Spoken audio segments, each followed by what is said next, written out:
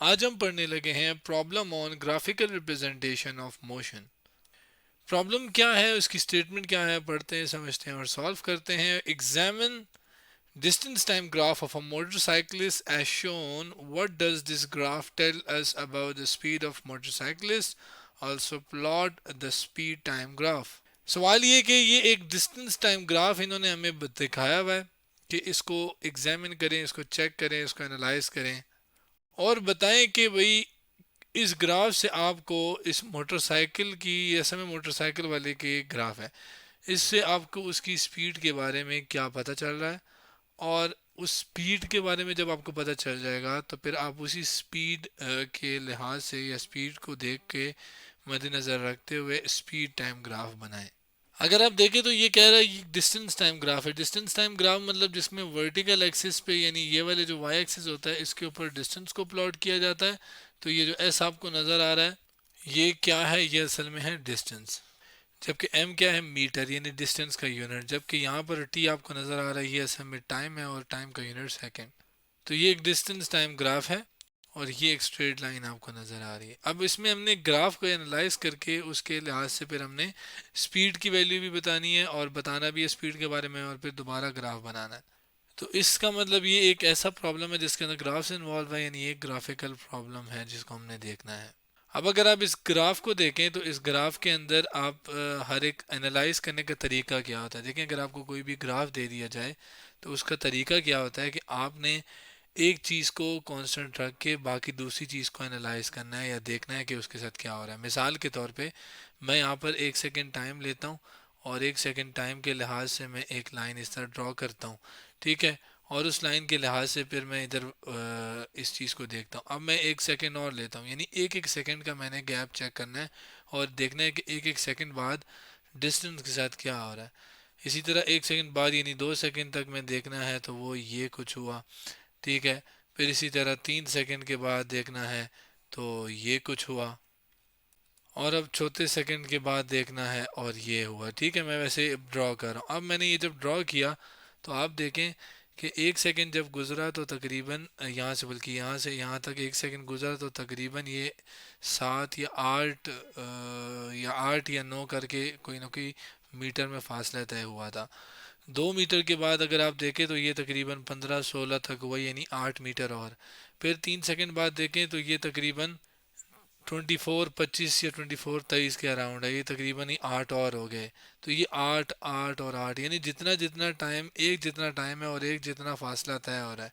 तो ये जो ग्राफ एक ड्रॉ हो चुका है जो कि मोटरसाइकिलिस्ट के बारे में है, यानी ये मोटरसाइकिलिस्ट जो भी फासला तय कर रहा है वो एक जितने टाइम के लिहाज से एक जितना ही कर रहा है, यानी 1 सेकंड के लिहाज से 8 मीटर, फिर एक मीटर सेकंड के लिहाज से दोबारा 8 मीटर। ये मैंने अंदाज़ा लगाया है, लेकिन एग्जैक्ट अगर मैं बात करूं कि अब देखें कितना फासला कितनी देर में तय होता है उसको हम क्या कहते हैं, स्पीड।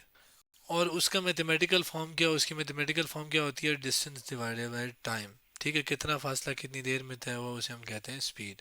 अब अगर हम स्पीड के बारे में चूंकि हमने बताना है तो हम डिस्टेंस टाइम ग्राफ से स्पीड के बारे में कैसे पता लगा सकते हैं। असल में जो speed time, sorry, distance time graph की जो स्लोप होती है ना, यानी slope of distance time graph, वो किसके बराबर होती है, इज इक्वल्स टू स्पीड के।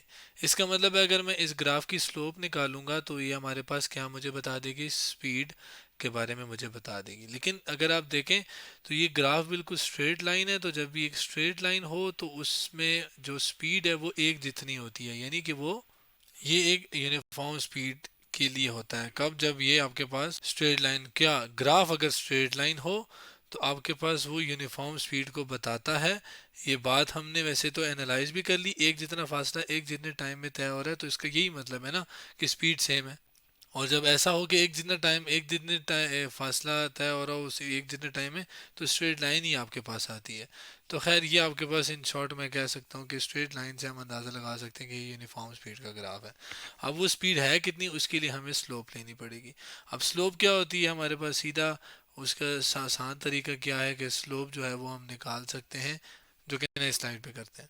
स्लोप के लिए हम नेक्स्ट स्लाइड पे आगे निकालने के लिए सोल्यूशन के नीचे मैं लिखूंगा स्लोप जो कि इक्वल है किसके, उसके लिए हमारे पास चेंज इन वाई एक्सिस, यानी जो वाई एक्सिस में तब्दीली है, वाई एक्सिस में तब्दीली किस में तब्दीली है, डिस्टेंस में तब्दीली है। तो वो डिस्टेंस में जो तब्दीली है उसके लिए मुझे, या स्लोप के लिए मुझे, तब्दीली के लिए मुझे दो पॉइंट लेने पड़ेंगे। एक ये पॉइंट मैं ले लेता हूँ और एक मैं ये पॉइंट ले लेता हूँ। ये पॉइंट ओरिजिन वाला है, ये हमारे पास 0x और 0y, यानी ये जो ये वाला है ये टाइम को बता रहा है, ये वाला स्पीड को, डिस्टेंस को। तो ये वाला जो है ज़ीरो डिस्टेंस है इस पॉइंट पे और ज़ीरो ही टाइम है। इस पॉइंट पे बात करें तो हमारे पास क्या है कि 6 सेकेंड टाइम है, जबकि अगर हम इसको सीधा खींचें तो ये लगभग, तकरीबन अगर आप देखें लगभग 50 के अराउंड है। एग्जैक्ट 50 तो नहीं है, लेकिन चले मैं अगर इसको ट्रीट करूँ तो ये 47 के अराउंड बनता है। 47 48 कर लेते हैं, चलें एक 48 एक ऐसा नंबर है कि ठीक है।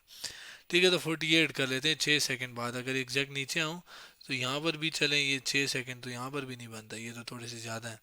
तो ये थोड़ा सा ज़्यादा होने की वजह से यहाँ पर मैं क्या करता हूँ, इसको 6 की बजाय इसको, इस पॉइंट को मैं ले लेता हूँ कि ये तकरीबन 6.4 है। ठीक है, तो ये मैं वैसे अंदाज़ा लगा रहा हूँ, आप अपने लिहाज से ठीक बेस्ट जो है वो ले सकते हो। ठीक है, हमारे लिहाज से ये 6.4 है ये वाला पॉइंट। ठीक है, तो हमारे पास ये कोऑर्डिनेट क्या बने, 6.4, और जो वाई एक्सिस है उस पर आपके पास डिस्टेंस, और वो कितना है 48। तो इसको मैं इधर की बजाय, इस पॉइंट को मैं इधर लिखता हूँ 6.4 और कॉमा और ये 48। अब मुझे दो पॉइंट चाहिए थे, जिसमें एक हमारे पास ये है और एक ये है। अब इसमें जो बाद वाला है वो y2 है, जिसमें आपको स्लोप लगाने का तरीका बता रहा हूँ। ये वाला y1 है, ये वाला x2 है और ये वाला x1 है। तो जो y एक्सिस में तब्दीली होती है वो हम कैसे निकालते हैं, y2 माइनस y1 और x2 माइनस x1। अब हमने क्या करना है, जस्ट वैल्यूज डालनी है y2 की और y1 की। तो y2 की वैल्यू क्या है हमारे पास, वो है 48। तो 48 आ गया, और माइनस y1 क्या है 0, जबकि x2 क्या है वो है 6.4 और x1 क्या है वो है 0। तो ये आपके पास 48 डिवाइडेड बाई 6.4 आ गया। अब 48 डिवाइडेड बाई 6.4 क्या होता है, कैलकुलेटर से चेक करते हैं। कैलकुलेटर ये रहा, 48 डिवाइडेड बाई 6.4, 7.5, यानी जो आंसर आया वो आया 7.5। तो यहाँ पे मैं लिख देता हूँ वो है 7.5। और ये स्लोप, और स्लोप हमारे पास डिस्टेंस टाइम ग्राफ के किसके बराबर है, स्पीड के। तो ये आपके पास स्पीड आ गई, और स्पीड कितनी की बराबर है, 7.5, और उसका यूनिट होता है मीटर पर सेकेंड। ये मीटर इसके लिए, सेकेंड इसके लिए, तो मीटर पर सेकेंड।